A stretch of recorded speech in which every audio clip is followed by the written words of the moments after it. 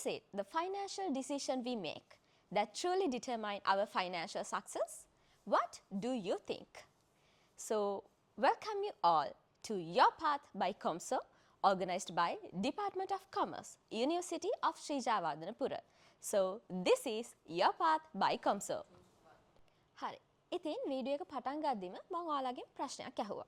So from that, you all can understand what we are going to talk about today.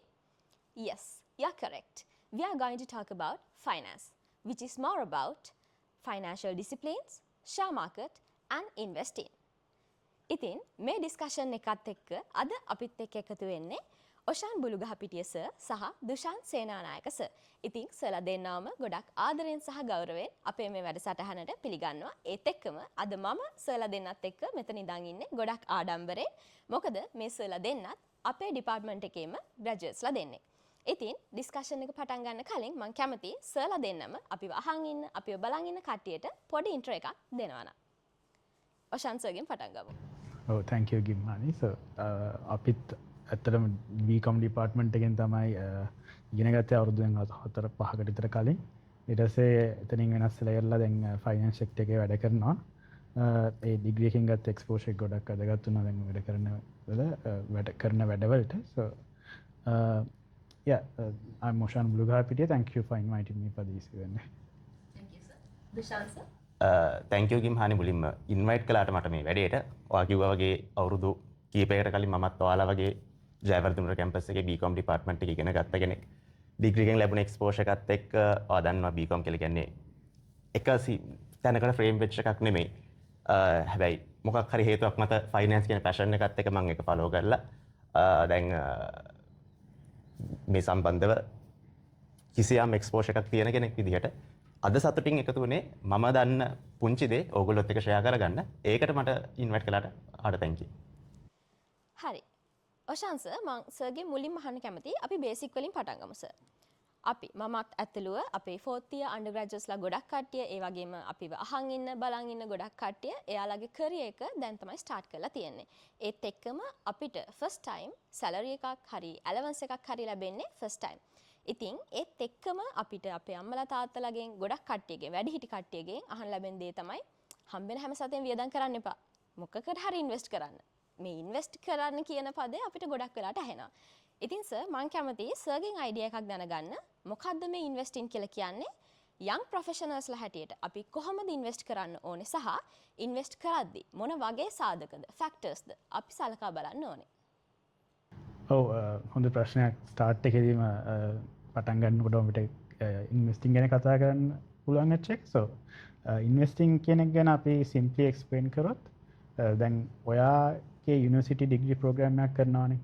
මේ degree programme එක කරද්දී අවුරුදු 4ක් ඔයාගේ වෙලාව ලයිෆ් එකේ ඔයා ඉන්වෙස්ට් කරලා තියෙනවා මේ ඩිග්‍රී එක කරන්න. ඒක මොකක් වෙනුවෙන්ද කරන්නේ? අල්ටිමේට්ලි ඔය ක්වොලිෆිකේෂන් එක ඇඩ් කරගන්න.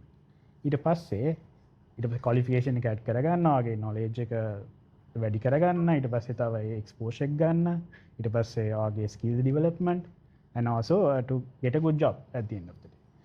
එතකොට ඔය ඉන්වෙස්ට්මන්ට් එක ඔයා කරේ ටයිම් කියන එක ඉන්වෙස්ට්මන්ට් එක ඔයාටයි ගන්නත් බෑ ඔයා කරාට පස්සේ. ඒ වගේ ඉන්වෙස්ට්මන්ට් එකක් ඔයා කරලා තියෙන්නේ ඔයාගේ අර රිටර්න් එකක් ගන්න. So normally that's simply investing. So when we are going to talk about investing from financial perspective, so it's about putting your money into assets with the intention of getting an income and also increasing the value of such assets over time. So කාලයත් එක්ක value එක වැඩි වෙනවා. ඒතකොට මේකෙදි අපිට රිටර්න්ස් වර්ග දෙකක් ගන්න පුළුවන් මේන්ලි. එකක් තමයි ඔයාට ඉන්කම් එකක් ගන්න පුළුවන් ඉන්වෙස්ට්මන්ට්ස් වලින්. අනිත් එක තමයි කැපිටල් ගේන් එක. ඒකත් මම සිම්ප්ලි එක්ස්ප්ලেইন කරොත් දැන් ඔයා හිතන්නකෝ ප්‍රොපර්ටි එකක ගිහිල්ලා ඉන්වෙස්ට් කරනවා. ප්‍රොපර්ටි එකක ගිහිල්ලා ඉන්වෙස්ට් කරාට පස්සේ ප්‍රොපර්ටි එකේ ඔයා හිතුන් රෙන්ට් කරනවා. ඒකට රෙන්ට් ඉන්කම් එකක් එනවා. අනිත් විදිය තමයි දැන් ඔයා අදගත්තු ප්‍රොපර්ටි එකත් අවුරුදු 5කින් සෙල් කරනවා. the land value එක appreciate වෙනවා.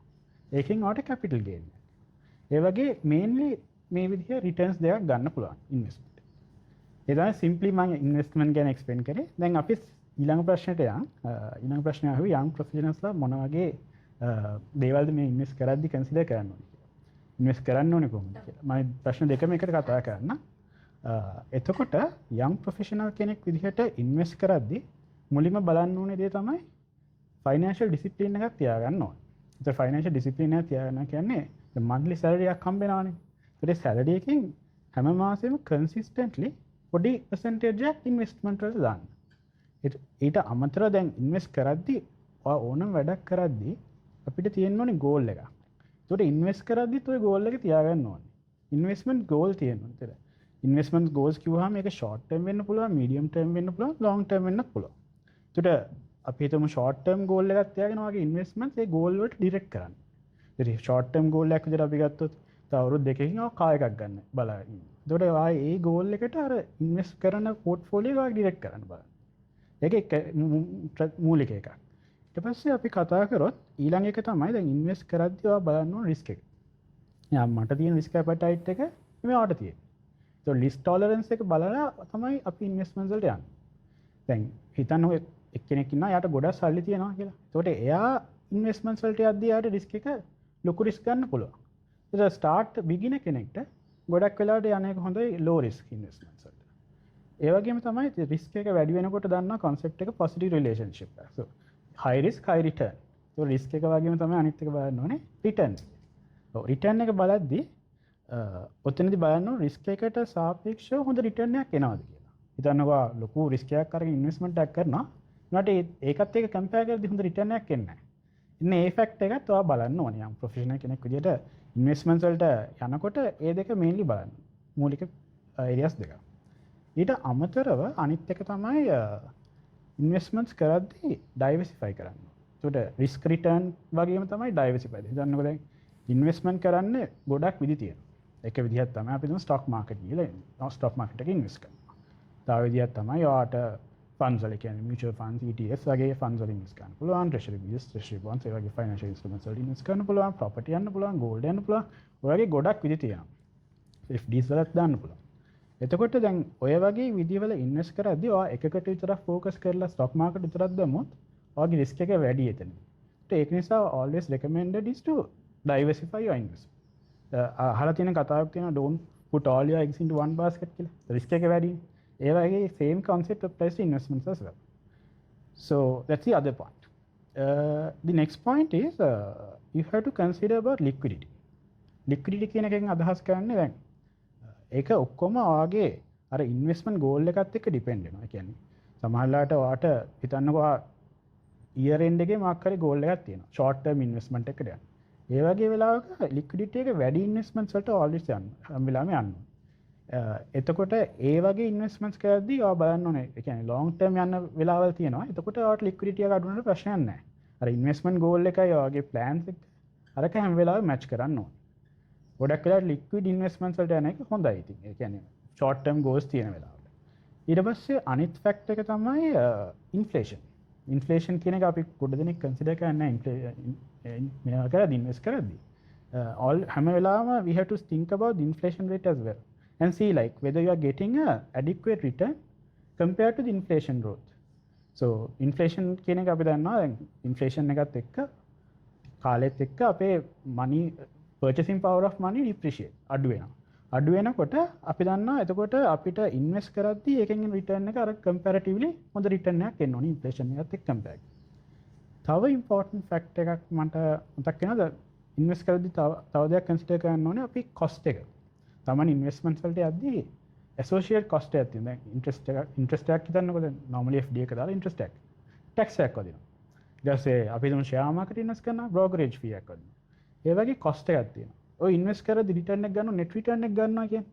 તો net return එක ගන්න ඕනේ මොකද cost එක අඩු කරලා. මොකද ඒකට තමයි actual return එක කොච්චරද කියලා දැනගන්න. તો cost වැඩි investments වලට යනවට වඩා ඒකත් consider කරගන්න කොච්චර cost එකක් associate වෙනවද investment එකත් එක්ක කියලා. ඒ ටික තමයි mainly බලන්න ඕනේ. ඉතින් අරුණාම අර ඔයා හරියට invest කරන portfolio එක හදන ගම ඔයාගේ goals and plans වලට ඒක match කරන එක තමයි ගොඩක් වැදගත් වෙන්නේ. යම් professional කෙනෙක් විදිහට start එකේදී. තව ගොඩක් දුර යන්න තියෙනවානේ. ඒ start එකේදී ඒ ටික හරියට කරන් ගියොත් හරියට වැඩේ කරන්න පුළුවන්. Thank you sir. මම හිතන්නේ අපි හරිම තැනින් අපේ ඩිස්කෂන් එක පටන් ගත්තා. මම දැන් කැමති දුෂාන්සර්ගේ පැත්තට එන්න. ඔෂාන්ස අපිට මොනවද මේ ඉන්වෙස්ටින් කියලා කියන්නේ? ඒත් එක්කම යං ප්‍රොෆෙෂනල් කෙනෙක් විදිහට අපි කොහොමද ඉන්වෙස්ට් කරන්න ඕනේ? සහ ඉන්වෙස්ට් කරද්දී අපි මොනවද සලකා බලන්න ඕන සාධක? ඒව ගැන ඔෂාන්ස අපිට ලොකු අයිඩියා එකක් දුන්නා. සර් ඉන්වෙස්ටිං කියන එක ගැන කතා කරද්දී මගේ ඔළුවට නම් මුලින්ම එන්නේ ඒත් එක්ක අර කම්බයින් වෙච්ච පදයක් විදිහට ෂෙයා මාකට්. ඉතින් අපි පොඩ්ඩක් මොකක්ද මේ ෂෙයා මාකට් එක කියන්නේ සහ අලුතෙන් එන කට්ටියට මේ ෂෙයා මාකට් එකට එන්ටර් වෙන process එක ගොඩක් කම්ප්ලෙක්ස්ද සහ සර් දකින විදිහට young professionalsලා first time share market එකට ඇතුල් වෙද්දී මොනවාද ගොඩක්ම සිද්ධ කරන වැරදි සහ අවවාද දෙන්න පුළුවන් සර්ට කොහොමද ඒවා avoid කරගන්නේ කියලා. ඔයා නියම තැනින් පටන් ගත්ත ගිම්හානි. මොකද දැන් ඇත්ත කතාව කිව්වොත් ෂෙයා මාකට් එක ට්‍රෙන්ඩින් වුණාට ඊට අවුරුද්දක වෙලී නම් ට්‍රෙන්ඩින්ම ඉන්වෙස්ට්මන්ට් මෙකැනිසම් එකක් වුණාට පොපියුලේෂන් එකෙන් බහුතරයක් තාම දන්නේ නැහැ ෂෙයා මාකට් එකට එන්ටර් වෙන process එක. ඒගොල්ලෝ හිතන්නේ ඒක ගොඩක් සංකීර්ණ දෙයක් වෙන්නේ නැති, සමාජයේ එක්තරා පිරිසකට විතරක් කරන්න පුළුවන් දෙයක් වෙන්නේ නැති, ඒ වගේ වැරදි වැටහීමක තමයි ඉන්නේ. හැබැයි ඇත්ත කතාව කිව්වොත් දැන් කෙනෙක් අපි ගත්ත පොපියුලේෂන් එකෙන් බහුතරයක් Facebook පාවිච්චි කරනවා, WhatsApp පාවිච්චි කරනවා. ඒකට යාලා කරගෙන තියෙන්නේ මොකද්ද? ෆෝන් එකට ඇප් එකක් ඉන්ස්ටෝල් කරගෙන ඒ ඇප් එකෙන් යාලගේ ප්‍රොෆයිල් එක හදාගන්නේ. ෂෙයා මාකට් එකෙත් මේ සිනාරියෝ එකම තමයි තියෙන්නේ. ඒ කියන්නේ කොටිම සරලවම කියනවා නම් ඔයාට ආයතනයකට යන්නවත්, අපොයින්ට්මන්ට් දාන්නවත් එහෙම කරදර වෙන්නවත් අවශ්‍ය නැහැ. ඔයාගේ ලෙෂර් ටයිම් එකක් හම්බුනාම විනාඩි 10ක් ඇතුළත ඔයාට ඔයාගේ ස්මාර්ට්ෆෝන් එකෙන්ම CSE මොබයිල් ඇප් කියලා ඇප් එකක් තියෙනවා. කොලම්බෝ ස්ටොක් එක්ස්චේන්ජ් කියන එකේ මුල අකුරු තුන CSE. ඒ මොබයිල් ඇප් එක ඔයාගේ ස්මාර්ට්ෆෝන් එකට ඉන්ස්ටෝල් කරගෙන ඒකෙන් තමයි ඔයාට ඔයාගේ ප්‍රොෆයිල් එක හදාගන්න තියෙන්නේ. මෙතනදී වැදගත්ම දේ තමයි වයස අවුරුදු 18ට වැඩි වෙන්න ඕනේ සහ පිළිගන්න පුළුවන් මට්ටමේ ජාතික හැඳුනුම්පතක් තියෙන්න ඕනේ. මම පිළිගන්න පුළුවන් මට්ටමේ කියන එකෙන් අදහස් කරේ ඔයා දන්නවා සමහරක් වෙලාවට අර ඇප්ලයි කරපු ගමන්ම අර එක් ඩොකියුමන්ට් එකක් නේ දෙන්නේ. සමහර වෙලාවට ඒකෙන් A level ලියන ළමෙක්ට ඒ ඩොකියුමන්ට් එක වෙන්න පුළුවන් තියෙන්නේ. සහ තව කට්ටිය ඉන්නවා ID එක ගොඩාක් පරණ වෙලා හරි ඩැමේජ් වෙලා හරි ඒ වගේ මොකක් හරි හේතුවක් නම් එයාලා අනිවාර්යයෙන්ම ID එක රිනිව් කරගන්න ඕනේ ඔක්කොටම ඉස්සෙල්ලා. ඒකේ ෂෙයා මාකට් එකට අදාළව නෙමෙයි. කොහොම කළත් ID එක වැලිඩ් ID එකක් තියෙන්න එපා. ඒක ඔයාට තියෙනවා නම් සහ ඊට අමතරව හැමෝටම ලංකාවේ ඉන්න හැමෝටම බැංකු ගිණුමක් ඇති කියලා මම විශ්වාස කරනවා. ඒ ඔයාගේ බැංකු ගිණුමේ තොරතුරු ටික ප්‍රූව් කරන්න පුළුවන් ඩොකියුමන්ට් එකක්. සරලම කියනවා නම් ඔයාගේ පාස්බුක් එක වෙන්න පුළුවන්. නැත්නම් ඔයාලා ජෙනරේෂන් Z එකේ අය ඔයාලට ඊමේල් එකක් නෙන්නේ ස්ටේට්මන්ට් එක. ඔය ස්ටේට්මන්ට් දෙක තිබ්බනම් අතිශය ප්‍රමාණවත්. එතකොට ඔයා මම මේක process එකක් විදිහට කියනවා නම් මේක කරන්න තියෙන්නේ ඔයා ෆෝන් එක ගත්තා. ඔයාගේ ෆෝන් එකට CSE මොබයිල් ඇප් එක ඉන්ස්ටෝල් කරගත්තා. ඒකේ තියෙන විදිහට ඒකේ හයි ඊමේල් ඇඩ්‍රස් එක අහනවා, මොබයිල් නම්බර් එක අහනවා. ඔය වගේ තොරතුරු ටිකක් අහලා ඉවර වෙලා ඔයාගේ නම අහනවා. නම අහනකොට ඩෙන්ටිටි කාඩ් එකේ විදිහටම දාන්න ඕනේ. ඒ කියන්නේ එක්සැම්පල් එකක් විදිහට කිව්වොත් දැන් ඔෂාන් දන්නෝ ඉස්සර මේගොල්ලෝ මට විහිළු කරනවා දැකලා තියෙන දිගම නම මගේ ජයජෝති සිංහ සේනානායක මුදියන්සේ රාලහාමිලාගේ දුෂාන් කවින්ද සේනානායක. ඕක තමයි මගේ නම. හැබැයි මම Facebook ඉන්න දුෂාන් සේනානායක කියලා. එහෙමයි කියලා මගේ නමට මට එතන දුෂාන් සේනානායක කියලා දාන්න බෑ. ඩෙන්ටිටි කාඩ් එකේ තියෙන්නේ කොහොමද? එලෙසම දාන්න ඕනේ. ඩෙන්ටිටි කාඩ් එකේ ඇඩ්‍රස් එක තියෙන විදිහට දාන්න ඕනේ. අර මගේ බෑන්ක් පාස්බුක් එක අවශ්‍ය වෙනවා කියලා බෑන්ක් පාස්බුක් එකේ තියෙන විදිහට account number එක දාන්න ඕනේ, branch එක දාන්න ඕනේ. ඔයා ඒ දෙකට ටැලි වෙන විදිහට කියන්නේ බෑන්ක් පාස්බුක් එකට සහ ඔයාගේ නම අනිවාර්යයෙන්ම ඩෙන්ටිටි කාඩ් එකට යන්නේ. බෑන්ක් ඉන්ෆර්මේෂන් බෑන්ක් පාස්බුක් එකට ටැලි වෙන්න ඕනේ. ඒ විදිහට ඔයාගේ තොරතුරු ටික දාගෙන ගිහිල්ලා එක තැනකදී අහනවා ඔයා ඒ කියන්නේ ඔයාට තනියෙන් ඉන්වෙස්ට්මන්ට් එකක් කරන්න බෑ ස්ටොක් බ්‍රෝකර් ෆර්ම් එකක මැදිහත් වීමක් නැතුව. ඔයාගේ කැමති ස්ටොක් බ්‍රෝකර් ෆර්ම් එක සිලෙක්ට් කරන්න එනවා. එතනින් ඔයා ඔයාගේ ප්‍රිෆර්ඩ් ස්ටොක් බ්‍රෝකර් ෆර්ම් එක සිලෙක්ට් කරන්න ඕනේ. ඊට පස්සේ පොඩි නිකාර KYC ඉන්ෆර්මේෂන්ස් වගේක් වගේ ඇප් එකෙන් අහයි ලයික් කොච්චර ප්‍රමාණයක් ඉන්වෙස්ට් කරන්න බලාපොරොත්තු වෙන්නේ කොහෙන්ද ඔයාට ඔය සල්ලි එන්නේ කියනවා සැලරි එකකින්ද නැත්නම් ගිෆ්ට් එකක්ද ඒ වගේ පොඩි KYC ටික් කරන්න විතරයි තියෙන්නේ. ඔය වගේ දේවල් ටිකක් කරගෙන ගිහලා ඔයාට ඔක සබ්මිට් කරන්න තමයි තියෙන්නේ. ඔය එන්ටයර් process එකටම මැක්සිමම් විනාඩි 5-10 අතර කාලයක් යාවි. අර මම කිව්වෝ ඩෙන්ටිටි කාඩ් එකද බෑන්ක් පාස්බුක් එකද මේ දේවල් ටික ඉමේජ් එකක් විදිහට ඔයාට අප්ලෝඩ් කරන්න එනවා. හරියට කියනවා නම් ඔයාගේ Facebook ප්‍රොෆයිල් එක හදාගත්ත දාසේ ඔයා ප්‍රොෆයිල් පික්චර් එක අප්ලෝඩ් කරේ, කවර් පේජ් එක අප්ලෝඩ් කරේ.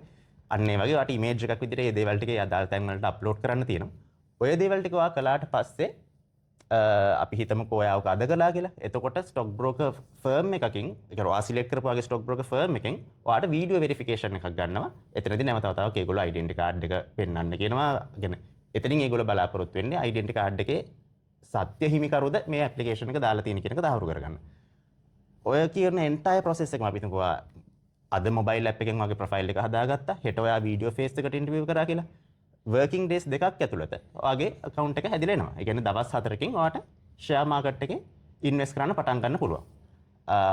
ඔය ඉන්ඩිවිජුවල් account එකක් ඔයා open කරනවා නම් joint account එකක් open කරනවා නම් තාම mobile app තාක්ෂණය නැහැ joint accounts වලට. ඒ නිසා ඔයාට stock broker firm එකට ගිහිල්ලා ඒ එතන තියෙන කොල්ල ටික පුරවලා identity card එකේ photocopy එක attach කරලා bank passbook එකේ අර details ඉන්න page එකේ photocopy එකක් attach කරලා එහෙම තමයි joint account එකක් open කරනවා නම් කරන්න තියෙන්නේ. ඉතින් සරලම කියනවා නම් මේක මහ දෙයක් නෙමෙයි ඇත්තටම කියනවා නම් මේක කියන්නේ දැන් ඔයාට normal savings account එකක් open කරගන්න යන කරදරේවත් share market account එකක් open කරගන්න අවශ්‍ය වෙන්නේ නැහැ. ඉතින් try කරලා බලන්න ඔයගොල්ලෝ තරුණ කට්ටිය විදිහට generation Z එකේ අයට කියන්නේ ඔයාලා අපිට mobile app තියා දෙන්න පුළුවන් જાතිය කට්ටිය. ඉතින් ඔයාලට අමුතෙන් එක කියන්නේ repeat කර කර කියන්න අවශ්‍ය නැහැ කියලා මම විශ්වාස කරනවා. ඒකෙන් ඔයාලගේ account එක ඔයාලට හදා ගන්න පුළුවන්. එතන ප්‍රශ්නේ පස්සේ ඔයා මගෙන් තව එකක් ඇහුවා. අලුතෙන් invest කරන්න එන අය බහුලවම කරන mistakes මොනවද කියන එක. පළවෙනිම දේ තමයි මම අලුතෙන් invest කරන්න එන අය කියන එක මම චුට්ටක් narrow down කරන්න. මොකද මම විශ්වාස කරනවා මේ වීඩියෝ එක ගොඩක් වෙලාවට තරුණ අය බලයි.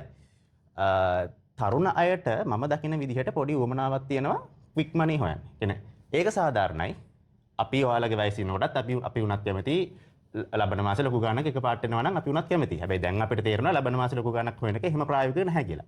පළවෙනිම දේ තමයි share market එක මගේ recommendation එක හැටියට කෙනෙක්ට වෙන කතන්දරයක් කියන්න පුළුවන්.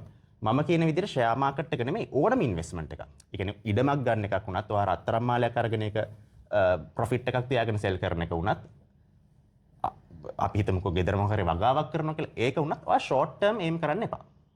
මොකද ෂෝට් ටර්ම් මනි කියලා එක එතනදී ඔයා කරන්නේ ඉන්වෙස්ට්මන්ට් එකක් නෙමෙයි ලක්යකට ඉඩ දීමක් නේ. මොකද ඒ කියන්නේ අර අපි හරියට ඔන්න ස්ලීප් ටිකට් එකක් ගත්තොත් ඒක රැන් වට කෝටිපතියෙක් වෙන්න පුළුවන්. ඒ ලක්යකට ඉඩ දෙනවා වෙනයි. ඉන්වෙස්ට්මන්ට් එකක් කියන එක ඔයා ස්ටඩි කරන්න ඕනේ. ඔයා කරුණු සලකා බලන්න ඕනේ. ඔයාව ක්වෙස්චන් කරගන්න ඕනේ. ඔයා ඉන්වෙස්ට් කරන්න යන කම්පැනි එක වේවා නැත්නම් ඇසට් එක වේවා ඒක ක්වෙස්චන් කරන්න ඕනේ. ඉතින් ඒ process එකත් එක්ක ඔයා රිටර්න් එකක් ගන්න බලාපොරොත්තු වෙනවා නම් ඒක ෂෝට් ටර්ම් නෙමෙයි කියන එක ඔයා මුලින්ම අඳුරගෙන එන්න ඕනේ. දෙවෙනි එක තමයි මම ඒකටම පොඩි කන්ටිනියුේෂන් එකක් දාන්න. ෂෝට් ටර්ම් දැන් හිතන්නකෝ ඔයා බලාපොරොත්තු වෙනවා කියලා ඔන්න ඔයා ෂෙයා මාකට් එකට හරි නැත්නම් මොකක් හරි ඔයා කරන ඉන්වෙස්ට්මන්ට් එකකින් ඔයා ඔන්න හරි මට ලැබෙන මාසෙ වෙනකොට මේ වගේ ගාණක් හම්බ වෙයි කියලා ඔයා ඉන්වෙස්ට් කරනවා. ඒක ආවේ නැත්නම් ඔයාට ඒ ඉන්වෙස්ට්මන්ට් එක ගැන එන ෆස්ට් ඉම්ප්‍රෙෂන් එක හරි නැහැ. ඒ ඔයා බලාපොරොත්තු වෙච්ච දේ ඔයාට ලැබිලා නැහැ. ඒ නිසා ගොඩක් අය ඕක කන්ටිනියු කරන්න මැලි වෙනවා. මොකද බලාපොරොත්තු වෙන දේවල්ට ලැබෙන්නේ නැහැ. ඒකයි කියන්නේ ෂෝට් ටර්ම් මේ ඕනම ඉන්වෙස්ට්මන්ට් එක ෂෝට් ටර්ම් ටාගට් කරන්න එපා කියලා. ඊගාව දේ තමයි ගොඩක් වෙලාවට අපේ කට්ටිය තේරුම් ගන්නේ නැහැ. අපි ඒ කියන්නේ කාලයට ඉඳ යම් කිසි ටයිම් ලයින් එකකට අපි ඉන්වෙස්ට්මන්ට් එක කරන්නේ. ඒ ඉන්වෙස්ට්මන්ට් එක ඇතුළතදී ඕනම කෙනෙක් මිනිස්සෙක් ගත්තත් ආයතනයක් ගත්තත් මොන දේ ගත්තත් ups and downs තියෙන්න පුළුවන්. ඒ කියන්නේ අපි ක්‍රිකට් කෙනෙක් ගත්තත් සනත් ජයසූරියට අපි ගොඩක් ආසුණට හැම මැච් එකෙම 100ක් ගැහුවේ නැහනේ. ups and downs තියෙනවා. ඒ ඩවුන් යන කාලෙදී කට්ටිය පොඩ්ඩක් පැනික් වෙනවා. විශේෂයෙන්ම ඔයාලගේ යං ජෙනරේෂන් එකයි මොකද අපි දන්නවා ඔයාලා මේ අවුරුදු ගාණක් තිස්සේ ඉගෙනගෙන ජොබ් එකක් කරලා ආපු පළවෙනි සැලරි එක පොඩ්ඩක් ඉන්වෙස්ට් කරපු දැන් පල්ලෙහාට ආවම වේදනාවක් තියෙනවා. ඒක අන්ඩර්ස්ටෑන්ඩබල්. හැබැයි ඔයාලා තේරුම් ගන්න ඕන දෙයක් තියෙනවා ups and downs කියන එක හැමදේටම පොදුයි නම් ඔයාගේ ඉන්වෙස්ට්මන්ට් එකකටත් ඒක හැමදේම පොදුයි. හැබැයි ඔයා හරි තැන කියන්නේ හරි සිලෙක්ෂන් එකක් මත ඔයාගේ ඉන්වෙස්ට්මන්ට් එක කරලා තියෙනවා නම් ඔයාට විශ්වාසය තියෙනවා නම් ෂෝට් ටර්ම් එක කෙසේ වෙතත් ලොන්ග් ටර්ම් එකේදී ප්‍රොෆිටබල් එක්සිට් එකක් තියෙයි කියලා ඔයාට වරි වෙන්න දෙයක් නැහැ. අන්තිම එක මම කියන්නේ පොයින්ට්ස් තුනක් කියන්නම්. මම හිතනවා ඔයාලගේ ජෙනරේෂන් එකට ගැලපෙන විදිහේ. එකක් තමයි හිතන්නකෝ මම අර කලින් කිව්වේ මේ මොබයිල් ඇප් තාක්ෂණය කතන්දර ටික. ඕකෙම නරක පැත්තකුත් තියෙනවානේ. ඒ කියන්නේ මොකද්ද? ඔයාලා ඔන්ලයින් ඉගෙන ගන්න එක 100% ඕකේ. හැබැයි Facebook එකේ යන්න එහෙම නැත්නම් WhatsApp group වල එන හැමදේම ඇත්ත නෙමෙයි. ඒ කියන්නේ කවුරු දැන් ඔයාගේ හොඳම යාළුවෝ ඔයාට WhatsApp එකෙන් එවන්න පුළුවන් මෙන්න මේකේ ඉන්වෙස්ට් කරන්න කියලා. නැත්නම් ඔයාගේ ඉන්න විශ්වාසවන්තම group එකක තියෙන්න පුළුවන් මෙන්න මෙහෙම මේ විදිහට ඉන්වෙස්ට් කළොත් ඔයාට මේ විදිහට ලොකු රිටර්න්ස් ලැබෙයි කියලා. ඔයා ස්ටඩි කිරීමකින් තොරව ඒක විශ්වාස කරන්න යන්න එපා. මොකද ඔයා දුක් මහන්සියෙන් හම්බ කරපු සල්ලි වල අගය තියෙන ඔයාට. එහෙනම් ස්ටඩි එක කරන්න ඕනේ ඔයාගේ යාළුවෙක්වත් Facebook group එකේවත් නෙමෙයි ඔයා. ඒ නිසා කොච්චර විශ්වාසවන්ත මාර්ගයකින් ඔයාට ඒ කියන්නේ මම කියන්නේ මේ කන්ෆර්ම් වෙච්ච නැති නිවුස් කන්ෆර්ම් වෙච්ච නිවුස් පිළිගන්න එක සාධාරණයි. කන්ෆර්ම් වෙච්ච නැති නිවුස් එකක් ඔයා මොන Facebook එකේ හරි WhatsApp group එකේ හරි දැක්කත් ඔයා කරුණු සලකා බලන්න යන්නේ නැතුව ඔයා ඉන්වෙස්ට් කරන්න යන්න එපා. ඔය තුන තමයි බහුල වශයෙන්ම අලුතෙන් මාකට් එකට එන අයගේ මම දකින මේ ඩිවෙලොප් විය යුතු තැන් විදිහට තියෙන්නේ. ඔය ටික හදාගත්තා නම් මම හිතනවා සාර්ථක ඉන්වෙස්ටර් කෙනෙක් වෙන්න අඩිතාලම දාගන්න එක හැටි අමාරු වෙන එකක් නෑ අයියා. Thank you sir. ඔයත් ෂෙයා මාකට් එකට එන්ටර් වෙන්න බලන් හිටපු කෙනෙක්ද? ඉතින් මම හිතනවා ඔයාට ලොකු අයිඩියා එකක් අපේ ඩිස්කෂන් එකෙන් තුලින් ගන්න පුළුවන් වෙලා ඇති කියලා. So මම හිතනවා මේ අපේ ඩිස්කෂන් එකෙන් පස්සේ කොළඹ ස්ටොක් එක්ස්චේන්ජ් එකට එන්ටර් වෙන කට්ටිය පොඩ්ඩක් වැඩි වෙයි කියලා. ඉතින් දුෂාන් සර් කිව්වා වගේ ගොඩක් කට්ටිය සමාජයේ ඉන්න WhatsApp, Facebook ගොඩක් සමාජවාදී යූස් කරනවා. මම හිතන්නේ ගොඩක් කට්ටිය නෙමෙයි හැමෝම වගේ වර්තමානයේ වෙද්දී. මම ඒකෙන් ආයිමත් දුෂාන් සර්ගේ පැත්තට එන්න කැමති. සර් අපි දුෂාන් සර් කිව්වා වගේම අපි ගත කරන්නේ සෝෂල් මීඩියා එක්ක බැඳුණු ලයිෆ් ස්ටයිල් එකක්.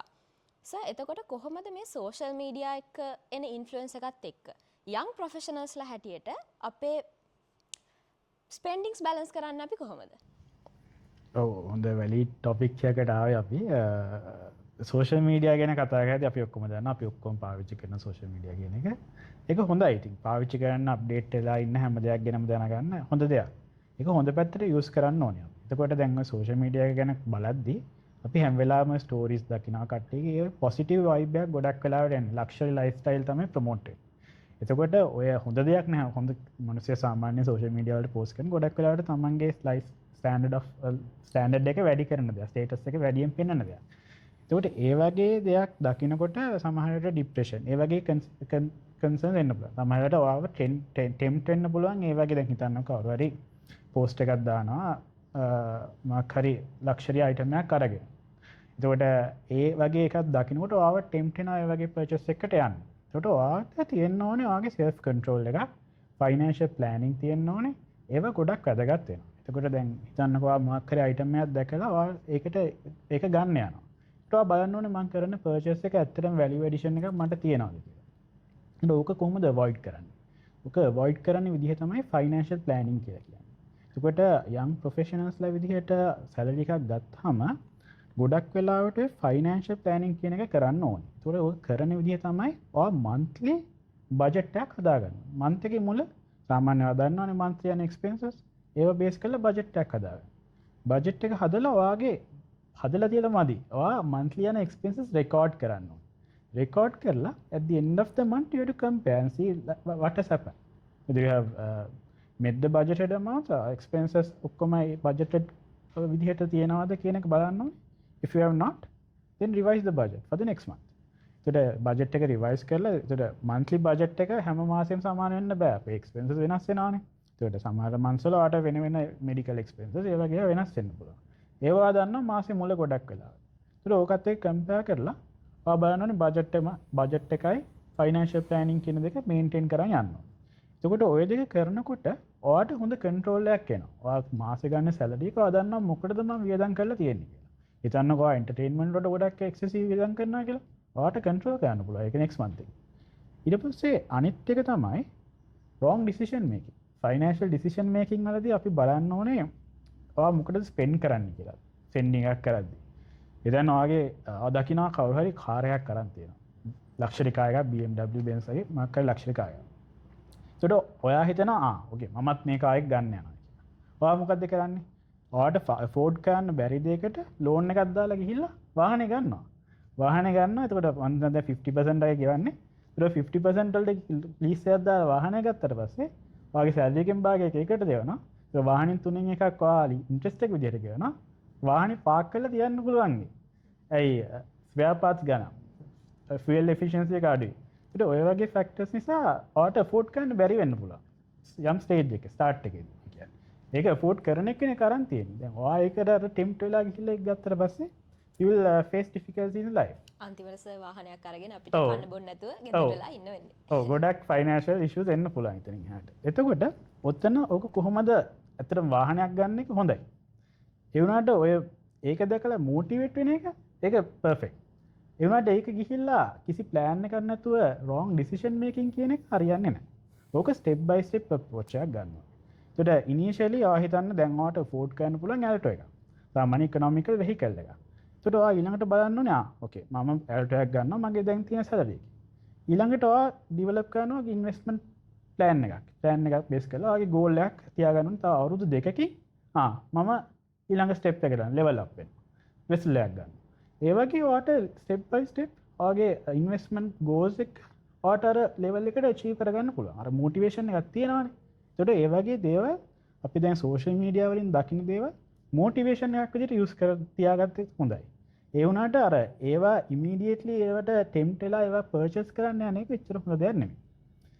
අනිත් එක තමයි දැන් ඔයා අහපු ප්‍රශ්නෙත් එක්ක ගොඩාක් ඔය යම් ප්‍රොෆෙෂනල්ස්ලා කරන මිස්ටේක්ස් ගැන කතා කරොත් එක දෙයක් තමයි දැන් ඉනිෂියලි දැන් දුෂානුත් කතා කරා ගැන මොකද්ද අපි ඉන්වෙස්ට් කරන්න යනවනේ. ඒකට අපිට හොඳ අන්ඩර්ස්ටෑන්ඩින් එකක් නොලෙජ් එකක් නැතුව ඉන්වෙස්ට් කරන්න. ඒකට ඕතනදී ලොකු ප්‍රශ්නයක් වෙනවා. ඒ කියන්නේ දැන් අපිට කිසි දෙයක් ගැන දැනුමක් නැතුව දැන් ස්ටොක් මාකට් එක එක්සැම්පල් එකක් විදිහට ගත්තොත් අපි ස්ටොක් මාකට් එක ස්ටඩි කරන්නේ නැහැ, දන්නේ නැහැ. ඒක ඒ වුණාට ඉන්වෙස්ට් කරන්න යනවා. ඒකට ඕනම දෙයක් මම කියන්නේ ගෝල්ඩ් ගත්තා. ගෝල්ඩ් ගැන ඔයා ඉන්වෙස්ට් කරන්න කලින් ඔයා දැනන් ඉන්න ඕනේ ගෝල්ඩ් වල වැලියු එක කොහොමද? මොකද්ද මේකේ ඇත්ත ගෝල්ඩ් මොකද්ද බොරු ගෝල්ඩ් මොනවාද? ඒක ගැන ඉන්ඩස්ට්‍රි එක සබ්ජෙක්ට් මැටර් ගැන දැනගෙන කරන්න. එතකොට ඔය වගේ දැන් ලෑන්ඩ් එකක් ගත්තත් ලෑන්ඩ් එකකගේ ඩීඩ් එක කොහොමද ඒ බෑග්ග්‍රවුන්ඩ් එක ගැන පොඩ්ඩක් ස්ටඩි කරලා ඉන්වෙස්ට් කරන්න යන්න.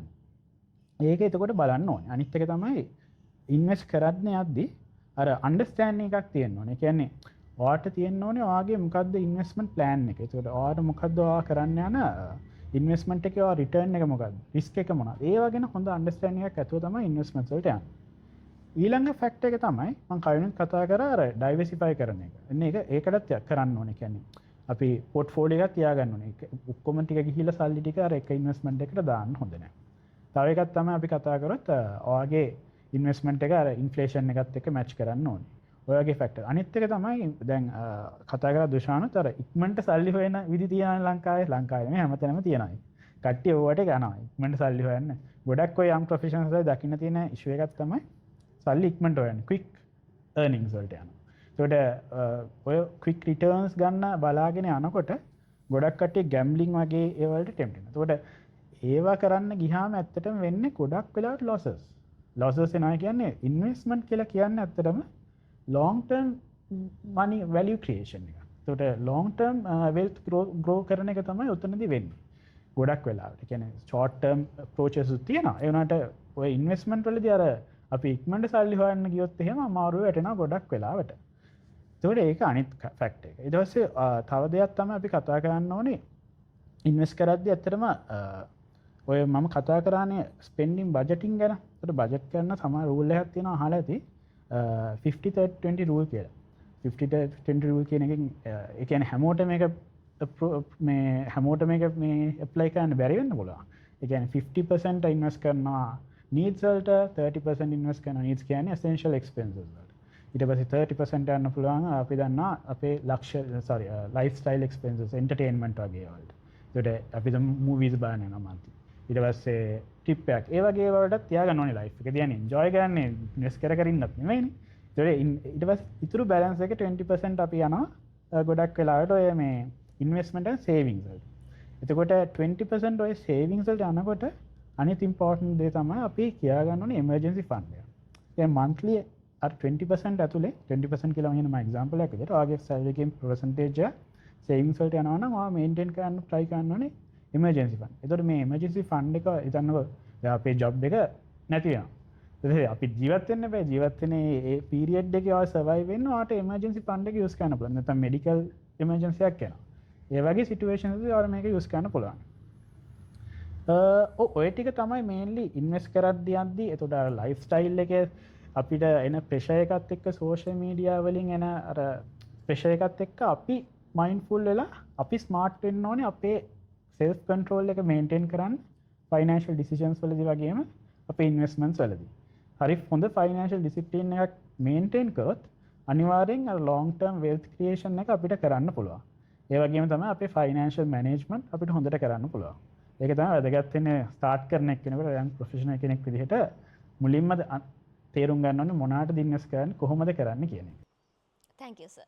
ඉතින් මං හිතන්නේ ඔෂාන් සර් එක්ක අපි කතා කරපු දේවල් එක්ක මෙතන key point එක තමයි financial discipline කියන එක.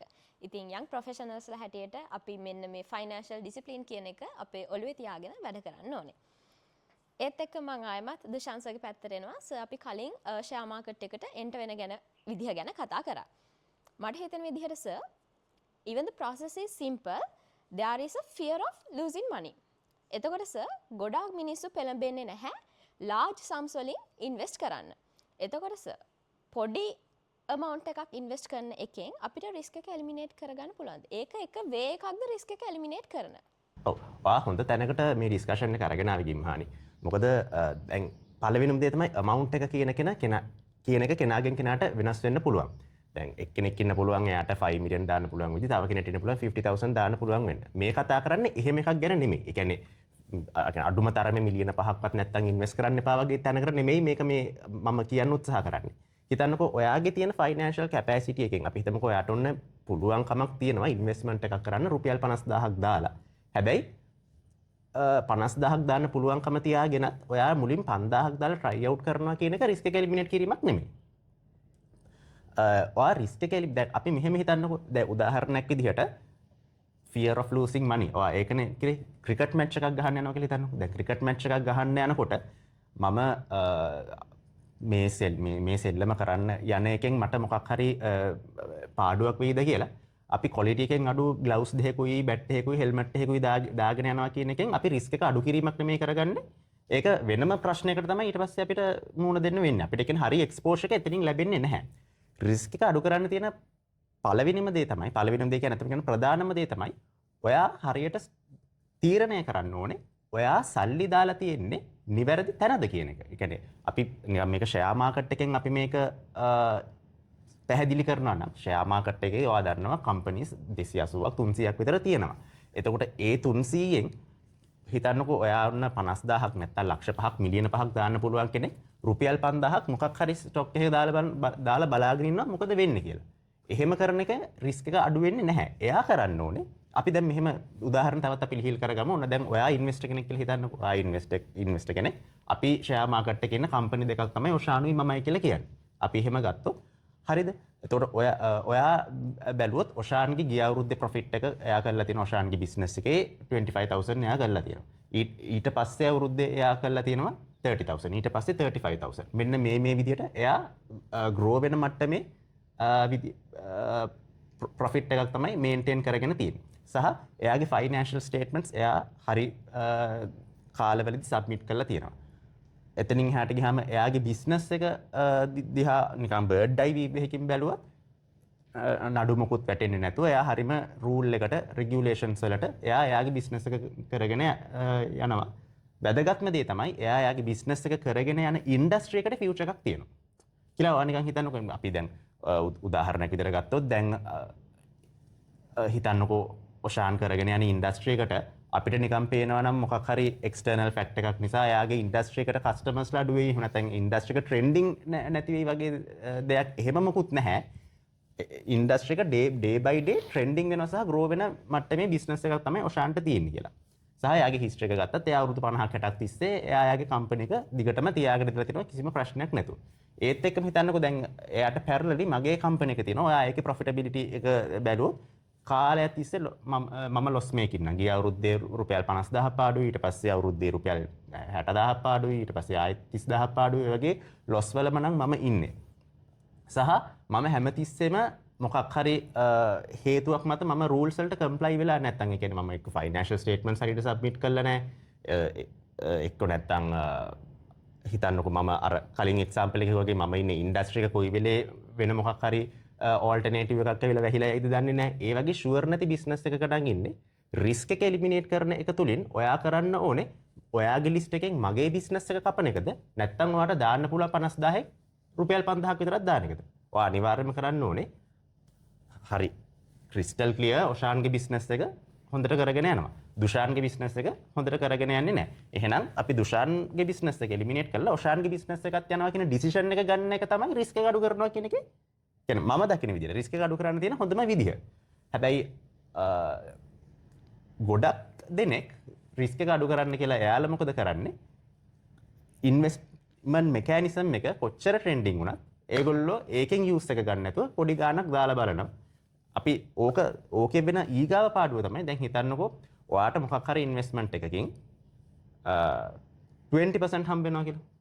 ඒක අද කාලේ හැටියට ලොකු ගේන් එකක් නේ. මොකද ඒ කියන්නේ ඉන්ට්‍රස්ට් FD එකක දැම්මත් 107යි. T bill එකක දැම්මත් 108යි. මම මේ කියන්නේ 2026 මුල කාලේ 2025 අග 2026 මුල කාලේ. නැත්නම් මේක අවුරුදු 10කින් වීඩියෝ බලනකොට රේට්ස් වෙනස් වෙලා තියෙනවනේ. ඔන්න මේ කාලේ මේ 2025 26 කාලවලදී වගේ ඔන්න ඉන්ට්‍රස්ට් රේට් එක ලංකාවේ සෑහෙන අඩුයි.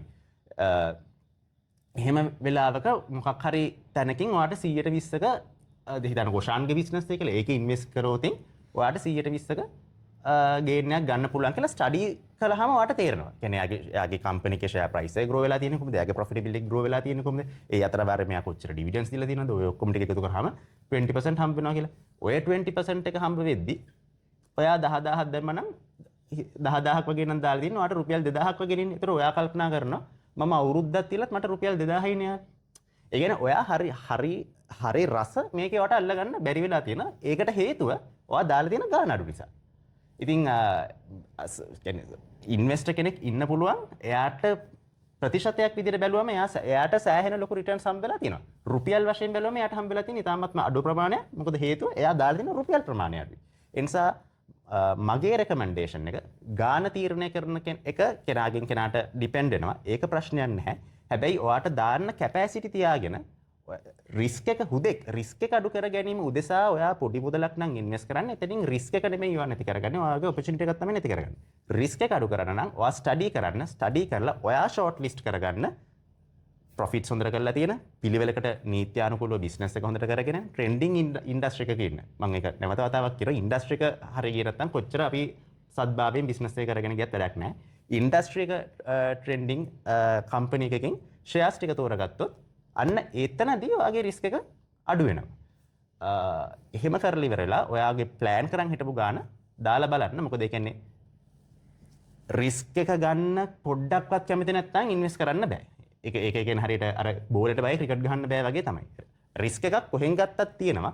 මම මේ කියන්නේ රිස්ක් එක බිඳුවටම ගේන්න පුළුවන් විදිහ නෙමෙයි. රිස්ක් එක සාපේක්ෂව අඩු කරන්න පුළුවන්. අර විදිහ ස්ටඩි එකක් කරලා හොඳ නෑ කියලා හිතන තැන් ටික කපලා දාලා හොඳයි කියලා හිතන කම්පැනිස් ටික ෂෝට් ලිස්ට් කරගත්තොත් අන්න ඔයා හරි ක්‍රමයට රිස්ක් එක අඩු කරගෙන තියෙනවා. හරි සර්, මම හිතන්නේ අපිට ඒ ගැනත් ලොකු අයිඩියා එකක් ආවා.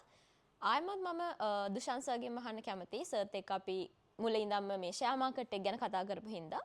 Sir, from late 2024 to end of 2025 share market එකේ ට්‍රෙන්ඩින් එකක් අපිට දැක ගන්න පුළුවන් වුණා. සර් දකින විදිහට මොනවාද ඒකට හේතු වෙලා තියෙන සාධක? ඔව්. ඔයා ඇහුවේ හරිම කාලීන ප්‍රශ්නයක්. දැන් අපි ගත්තොතින් 2024 අග ඉඳගෙන 2025 අග කියන මේ මාස 12 ඇතුළත ෂෙයා මාකට් එක අර කියන වගේ සෑහෙනම ට්‍රෙන්ඩින් වුණා. හැමදාම නිවුස් වල ගියා ෂෙයා මාකට් එක ඉතිහාසයේ වැඩිම අගය වාර්තා කළා කියලා. එක්ක නැත්තම් Facebook එකේ ස්ක්‍රෝල් කරත් අපිට අනිවාර්යයෙන්ම ෂෙයා මාකට් එක ගැන මොකක් හරි පෝස්ට් එකක් හම්බෙනවා. මේක සිද්ධ වුණේ ඇයි? මේක පළවෙනිම දේ තමයි ඔයා ක්ලෝස්ලි කන්සිඩර් කළා නම් තිබුණ ඉන්ට්‍රස්ට් කියන්නේ 2024ට කලින් අපි ගමුකෝ 2022 කාලේ 22 23 කාලේ වගේ තිබුණ ඉන්ට්‍රස්ට් රේට් වලට සාපේක්ෂව 2024 කාලේ අපේ රටේ ඉන්ට්‍රස්ට් රේට් එක සෑහෙන්න පල්ලෙහාට ගියා. ඒ කියන්නේ මට මතකයි අපේ මේ අවුරුදු දෙක තුනකට කලින් 2022 කාලේ වගේ ට්‍රෙෂරි බිල් එකක් දැම්ම නම් ඔයාට ආසන්න වශයෙන් 120ක් විතර 20ක් 21ක් හොයාගන්න පුළුවන් මට්ටමේ විදිහට ඉන්ට්‍රස්ට් රේට් තිබ්බා. FD එක දැම්මොත් මම හිතන්නේ 15ක් 16ක් ඒ හරියට ටච් කරන්න පුළුවන් මට්ටමේ ඉන්ට්‍රස්ට් එකක් FD වල දුන්නා. එතකොට සහ ප්‍රධානම දේ තමයි ඒවා රිස්ක් ෆ්‍රී දේවල්. ඒ කියන්නේ ගවර්න්මන්ට් එක පොරොන්දු වෙනවාට ට්‍රෙෂරි බිල් එක හරහා 120ක් දෙනවා කියලා. ඒක නැත්තම් බෑන්ක් එක ඔයාලට පොරොන්දු වෙනවා FD එක හරහා 115ක් 16ක් දෙනවා කියලා. ඉතින් මිනිස්සු බොහොම ඊසිලි ඒවයි සල්ලි දාලා ගෙදරට වෙලා හිටියා. එයාලට ඒ ප්‍රොෆිට් එක ආවා. එයාලා ඒ වගේ ලොකු කම්ෆර්ටබල් සෝන් එකක හිටියා. මම කියන්නේ 2022 අපේ රටේ කම්ෆර්ටබල් සෝන් එක නෙමෙයි තිබ්බේ. මම කියන්නේ ඒ FD එක දැමීම සහ T bill එක දැමීම තුලින් මේගොල්ලෝ එහෙම හිටියා. හැබැයි අර හැම එකකම ups and downs තියෙනවා කියලා මම මුලදීම කිව්වේ. ඒ වගේ ඉන්ට්‍රස්ට් රේට්ස් උත් එක කාලයක් යනවා මේක පල්ලෙහාට යන. 2024 දී අපේ රටේ ඉන්ට්‍රස්ට් රේට් එක සෑහෙන්න පල්ලෙහාට ගෙනාවා. ඒ කියන්නේ එක්සැම්පල් එකකට මම අර කිව්වේ T bill වල 120 දීපු කාලේ ඉඳන් දැන් බැලුවොත් 107ක් වගේ දෙනකම් මැසිව් ඩ්‍රොප් එකක්. ඒතර ඉන්ට්‍රස්ට් රේට් ගත්තත් එහෙම ඩ්‍රොප් එකක් තියෙනවා. එතකොට මිනිස්සු මොකද්ද කරන්න ගත්තේ? ඒගොල්ලෝ ඕල්ටර්නේටිව් එකක් හොයන්න පුරුදු වෙනවනේ. ඒ කියන්නේ හිතන්නකෝ ඉස්සර 120 දීපක දැන් 107යි නම් දෙන්නේ.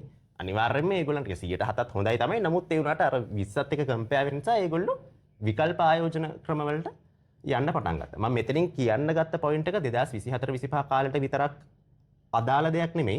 හැමතිස්සෙම රටක ඉන්ට්‍රස්ට් රේට් එක අඩු වෙනවා නම් ඒක ඉන්වෙස්ට්මන්ට් වලට ග්‍රීන් ලයිට් එකක්. මොකද බැංකු වල T-bill වල එතනින් එහාට ගියාම FD වල හිර වෙලා තියෙන සල්ලි මිනිස්සු එළියට ඇදලා අරගෙන වෙන දේවල් වලට යොමු කරනවා කියලා කියන්නේ ඉකොනොමි එක ග්‍රෝ වෙනවා. ඉකොනොමි එකට සල්ලි වැඩිපුර යොද වෙනවා.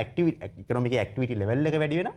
එතකොට එහෙම වුණාම ඉන්වෙස්ට්මන්ට්ස් වලට හොඳ කාලයක් එනවා.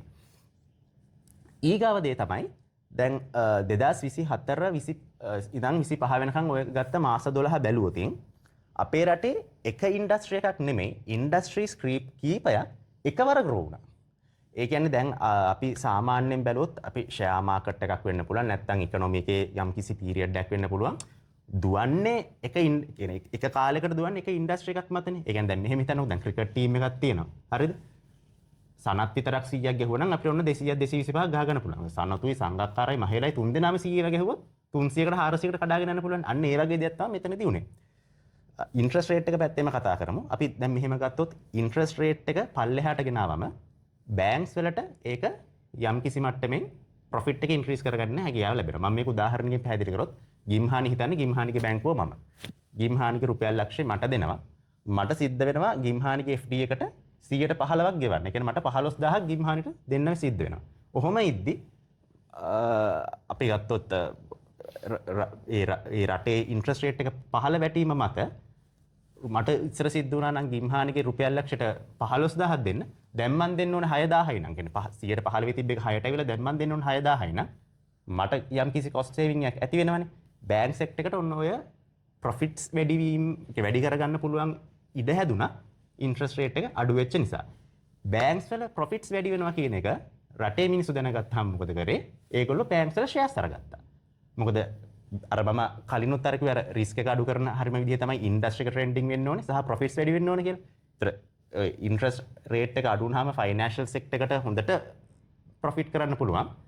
ඉතින් ඒ නිසා මිනිස්සු ඒකෙන් ෂෙයාර්ස් ගත්තා. බැංක්ස් වලට එහෙම ඒ කියන්නේ බැංක්ස් වල ඉන්වෙස්ට් කරන්න හොඳයි කියන එක මත මිනිස්සු බැංක්ස් වලින් ෂෙයාර්ස් ගත්තා. ඔන්න දැන් බැංක් සෙක්ටර් එක ෂෙයා මාකට් එකේ ඒ කාලේ උඩ ගියා. දෙක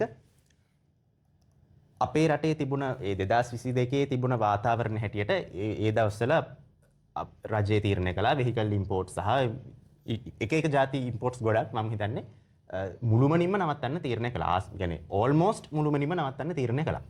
2025 දී අපේ රට බෝල්ඩ් ඩිසිෂන් එකකට ගියා වෙහිකල් ඉම්පෝර්ට්ස් ආයෙ ලබ් කරන්න. වෙහිකල් ඉම්පෝර්ට්ස් රට ඇතුළට එනකොට මේක ඉන්ඩස්ට්‍රීස් කීපයකට නැවත වතාවක් බිස්නස් ඔපචුනිටිස් ඇති වෙන එකක්. දැන් සරල උදාහරණයකින් කියනවා නම් ඔෂාන් කොච්චර පොහොසත් වුණත් කවදාවත් එයා පොකට් එකෙන් සල්ලි දාලා මට කාර් එකක් දෙන්න කියලා ඉල්ලන්නේ නැහනේ. එයා ලීසින් ප්‍රොඩක්ට් එකක් දාලා හරි ලෝන් එකක් දාලා හරි තමයි වෙහිකල් එකක් අරගන්නේ. එතකොට දැන් වාහන නැතුව ඉඳලා එකපාරට වාහන ටික එන්න ගත්තම මිනිස්සු ගොඩ දෙනෙක් ඔය වගේ ලීසින් මේ ෆැසිලිටි එකක් අරගෙන වෙන්න පුළුවන්, ලෝන් ෆැසිලිටි එකක් අරගෙන වෙන්න පුළුවන්.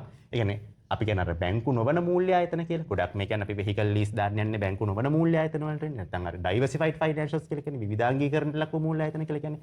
ඒ වගේ කම්පනීස් වලින් ලීසින් අරගෙන වෙහිකල් ඉම්පෝර්ට් කරද්දි ඔන්න එයාලට බිස්නස් නැතුව. එයාලා බිස්නස් නැතුව හිටියේ වෙහිකල් ඉම්පෝර්ට්ස් නැතුව. එයාලගේ බිස්නස් උත් වැඩි වුණා. මිනිස්සු මොකද කරේ? මේවයි බිස්නස් වැඩි වෙනවා නම් මේවයි ප්‍රොෆිට්ස් වැඩි වෙන්න ඕනේ. අපි මෙයාලගෙනුත් ෂෙයාර්ස් ගමු කියලා එයාලගෙනුත් ෂෙයාර්ස් ගත්තා. ඒතර ඒ ඉන්ඩස්ට්‍රි එකත් ග්‍රෝ වුණා. තව දෙයක් තමයි මතක ඇති ඔයගොල්ලන්ට ඉස්සර අර නිවුස් දෙකක් හැමදාම අපි හෙඩ්ලයින් වල දකිනවා. හැමදාම කියන්නේ සතියකට සැරයක්වත් අපි ඔක දකිනවා. එක කොළඹ කොටස් වෙළඳ පොලේ සියලු කොටස් මිල දර්ශකයේ අගය වාර්තාගත විදිහට ඉහළයි. දෙක ලංකාවට සංචාරකයින්ගේ පැමිණීම වාර්තාගත විදිහට ඉහළයි. කාලයක් තිබුණා හැම සතියෙම එක සැරයක් හරි ඔය නිවුස් දෙකෙන් එකක් අනිවාර්යයෙන්ම එනවා. එතකොට දැන් සංචාරකයෝ ලංකාවට එන්න මිනිස්සුන්ගේ හිත තුළ පොඩි බලාපොරොත්තුවක් තිබුණා. හරි මේ සංචාරකයෝ ලංකාවට එනවා කියලා කියන්නේ මේගොල්ලෝ ගිහින් නතර වෙන්නේ හෝටල් වල. හෝටල් වල නතර වෙනවා කියලා කියන්නේ බිස්නස් ටික කියන්නේ හෝටල් වලට. හෝටල් වල මෙහෙම මේ විදිහට බිස්නස් කරනවා නම් අපි හෝටල් වල ෂෙයාර්ස් අරගන්න එක හොඳයි කියලා. ඒතර හොටෙල්ස් වල ෂෙයාර් ප්‍රයිසස් උඩ ගියා. ඔය මම කිව්වේ 3ක් විතරයි. ඔය වගේ දැන් අපි බැලුවොතින් මම තව දෙයක් වාට කියන්නම්කෝ. ඉන්ට්‍රස්ට් රේට් එක පල්ලෙහාට ගියාම දැන් හිතන්නකෝ සමහර කම්පනීස් තියෙනවා ඒවා එක විදිහේ බිස්නස් ගොඩක් එක සැරේ කරනවා. අපි ඒකට කියන්නේ ඩයිවර්සිෆයිඩ් වෙලා තියෙන කම්පනීස් කියලා කියන්නේ කොන්ග්ලොමරේට්ස් කියලා කියන්නේ. මැනිෆැක්චරින් කරනවා වෙන්න පුළුවන්. එහෙම නැත්නම් වෙන මොකක් හරි ප්‍රොඩක්ෂන් එකක් වෙනවා වෙන්න පුළුවන්. ඉන්ට්‍රස්ට් රේට් අඩු වුනහම දැන් එයාලා ඕනම කම්පැනි එකක් ලෝන් එකක් අරගත්තා, හැදුවා, වික්කා, ලෝන් එක සෙටල් කළා, ප්‍රොෆිට් එක ගත්තා. ඔකනේ ගොඩක් කම්පැනිස් වල වෙන්නේ. ඉන්ට්‍රස්ට් රේට් පල්ලෙහාට ගියාම අරගොල්ලන්ගේ සමස්ත පිරිවැය පල්ලෙහාට එනවා. සමස්ත පිරිවැය පල්ලෙහාට එනවා කියලා කියන්නේ එයාලගේ සමස්ත ලාභය ඉහළට යනවා. ඒතර ඒ වගේ කම්පැනිස් වලත් ප්‍රොෆිට්ස් වැඩි වෙයි කියන බලාපොරොත්තු මත ඒ කම්පැනිස් වලත් ෂෙයාර්ස් ගත්තා. ඉතින් ඔන්න ඔය වගේ ෂෙයාර් මාකට් එකත් ඩිමාන්ඩ් ඇන්ඩ් සප්ලයි මත තීරණය වෙන දෙයක් නේ. ෂෙයාර්ස් වලට ලොකු ඩිමාන්ඩ් එකක් ආවා. ඒකත් එක ඉන්ඩස්ට්‍රි එකකට නෙමෙයි ඉන්ඩස්ට්‍රීස් කීපයකට. ඒ නිසා තමයි වාර්තාගත විදිහට මේ ෂෙයාර් මාකට් එක ඉහළ යන්න පටන් ගත්තේ 2024 ඉඳන් 2025 2025 වෙනකන් කියන්නේ මම කියන්නේ මේ 2026 ජනවාරි වෙනකලු මේ සමාවෙන්න මාර්තු මාසේ මුල වෙනකනොත් තවම ඉන්ට්‍රස්ට් රේට් තියෙන්නේ පල්ලෙහා. අපි දන්නේ නැහැ මේක වෙනස් වෙන කාලේ අපි නිශ්චිතව ගණන් හදන්න බෑ. ඉතින් අර ඉන්ටරස්ට් රේට් එක රටක පල්ලෙහා තියෙනකොට ඍජුව සහ වක්‍රව කියන අප්‍රෝචස් දෙකෙන්ම ඉන්ඩස්ට්‍රීස් කීපයකට විශාල වාසිදායක තත්ත්වයන් හටගන්නවා. ඒ නිසා තමයි ඕවයි ප්‍රොෆිට්ස් ඉහළ ගියේ සහ ඒවයි තියෙන ෂෙයාර්ස් වලට ඉල්ලුම වැඩි වුණේ. ඉතින් ප්‍රධානම හේතුව තමයි ඔය අහපු ප්‍රශ්නෙට ඇයි මේ මාකට් එක මෙච්චර ට්‍රෙන්ඩින් වුණේ කියන එකට ඉන්ට්‍රස්ට් රේට් එක පල්ලෙහාට ආපු එක. ඊගාව හේතුව තමයි අර vehicle imports ආප එක, tourism arrivals මේ ආප එක, ඒ වගේ දේවල් මත ඉන්ඩස්ට්‍රීස් කීපයක් එක සැරේ ග්‍රෝ වෙන ගත්ත නිසා තමයි ෂෙයාර් මාකට් එක මේ විදිහට ගොඩක් ට්‍රෙන්ඩින් වුණේ. අපි විශ්වාස කරමු සහ ප්‍රාර්ථනා කරමු දිගටම මේ විදිහටම අපේ රටේ ආර්ථිකය කන්ටිනියු වෙන්න කියලා. එහෙම වුණොත් අපිට කියන්නේ ඕනම ඉන්වෙස්ට්මන්ට් එකක් සම්බන්ධව ෂෙයාර් මාකට් ඉන්වෙස්ට්මන්ට් සම්බන්ධ වෙන්න පුළුවන්. ඕනම ඉන්වෙස්ට්මන්ට් එකක් සම්බන්ධව සුබදායි බලාපොරොත්තු තියාගෙන ඉන්න පුළුවන්. Thank you sir. ඉතින් හරිම ඉන්ට්‍රෙස්ටිං කතා බහක අන්තිම ප්‍රශ්නෙට තමයි අපි දැන් ඇවිල්ලා ඉන්නේ. සර් දැන් මේ කාලේ ගැන කතා කරොත් AI සහ ටෙක්නොලොජි කියන දෙක අපිට නැතුවම බැරි දෙයක් වෙලා තියෙනවා. ඉන්ඩස්ට්‍රීස් වල පවා ස්ටුඩන්ට්ස්ලාත් ගොඩාක් කට්ටිය මේ AI සහ ටෙක්නොලොජි කියන දේ පාවිච්චි කරනවා. විශේෂයෙන්ම AI. ඉතින් මම සරලා දෙන්නටම පොදුවේ මේ ප්‍රශ්නේ යොමු කරන්න කැමතියි. AI සහ ටෙක්නොලොජි එක කොහොමද මේ ෆයිනෑන්ස් ප්‍රොෆෙෂන් එකට බලපාන්නේ සහ මේවත් එක්ක ෆියුචර් ඔෆ් වර්ක් කොහොම වෙයිද? ඔව් මම මුලින්ම කතා කරන්න ඒ ගැන contemporary topic එකක්. I think it's a good topic to talk about because I consider AI as a good thing because for everyone it's adding value to life and it's increasing the efficiency and also supports us to like identify risks. Those sort of lot of benefits are there associated with AI technologies such as machine learning and artificial intelligence. So ඕක ගැන අපි කතා කරද්දී තේරුම් ගන්න ඕන දෙයක් තමයි AI කියන එක අපිට threat එකක් නෙමෙයි. ජීවිතේ AI කියන එක දැන් අපි හිතනවා ටෙක්නොලොජි එක දවසින් දවස වෙනස් වෙනවා. දැන් අවුරුදු 5කට කලින් තිබ්බ ටෙක්නොලොජිස් නෙමෙයි දැන් තියෙන්නේ. අවුරුදු 10කින් තියෙන ටෙක්නොලොජි ඊට වඩා වෙනස් වෙනවා. රොබෝට්ස්ලා ඉන්න පුළුවන්. ඒ වගේ දේවල් අපි threat එකක් විදිහට ගත්තොත් අපි කරන්නේ එකෙන් ගොඩක් වෙලාවට කට්ටිය කරන්නේ එකෙන් avoid කරන එක. ඒක අයින් වෙලා යන්නේ. ඒක එහෙම දකින්න එක මම හිතන්නේ ඒක හොඳ දෙයක් නෙමෙයි. අපි financial profession එකකට අපි if you are going to consider about this profession, so AI is supporting a lot. So you know with AI there are new industries coming in. Fintech industry එක අහලා තියෙනවනේ. The fintech industry එක කියන එක fast growing industry එක. So the financial professionals ලා විදිහට අපිට ওই industries වලට enter වෙන්න පුළුවන්. ඒ වගේම තමයි අපේ වැඩ කරන අපේ efficiency එක AI වලින් ලොකු විදිහට ලොකු ප්‍රමාණයකින් වැඩි වෙනවා. කියන අපේ efficiency එක වැඩි වෙනවා. ඊට පස්සේ තව කරන දේවල් කරන විදිහ වෙනස් වෙනවා. ඇත්තටම AI වලින් වෙන්නේ ඒ දේ. කියන්නේ අපි අද කරන දේ හෙට කරන්න ඕනේ විදිහ තමයි වෙනස් වෙන්නේ. ටාස්ක් එක වෙනස් වෙන්නේ. හැබැයි ප්‍රොෆෙෂන් එකට වෙන ඉම්පැක්ට් එක ලොකු එකක් නෙමෙයි. එතකොට ඕක කොහොමද අපි ඩීල් වෙන්නේ ඔකත් එක්ක?